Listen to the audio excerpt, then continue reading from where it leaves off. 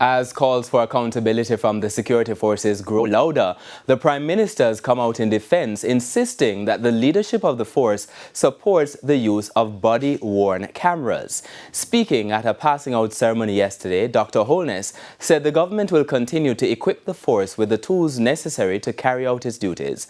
Anthony Lugg reports. Wednesday's passing out parade marked the end of training for the latest batch of police recruits, but the message from Prime Minister Dr. Andrew Holness went beyond congratulations. Dr. Holness spoke to the JCF's transformation, pointing to increased investment in technology. Technology is no longer an optional tool in policing. It is fundamental to crime fighting, intelligence gathering, and community engagement. Those comments come at a time of heightened police scrutiny of the force, particularly around police fatal shootings and long-standing calls for greater transparency.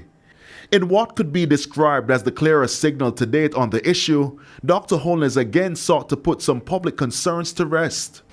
The JCF embraces wholeheartedly the use of body-worn cameras. The leadership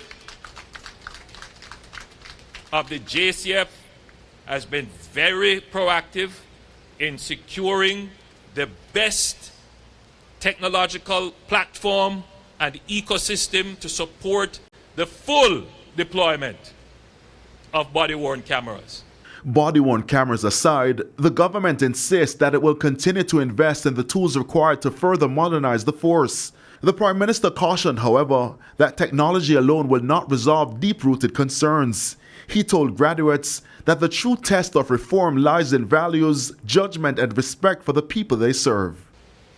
Every Jamaican, rich or poor, powerful or vulnerable, deserves to be treated with dignity.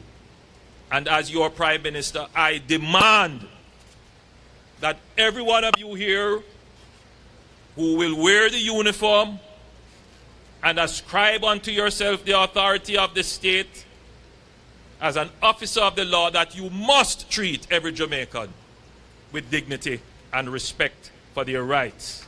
Anthony Lugg, TVJ News. And still to come this evening, small business operators reeling from downturn in business at Blue Lagoon. And in business news, changes coming for the financial crimes law in Jamaica. We'll be right back.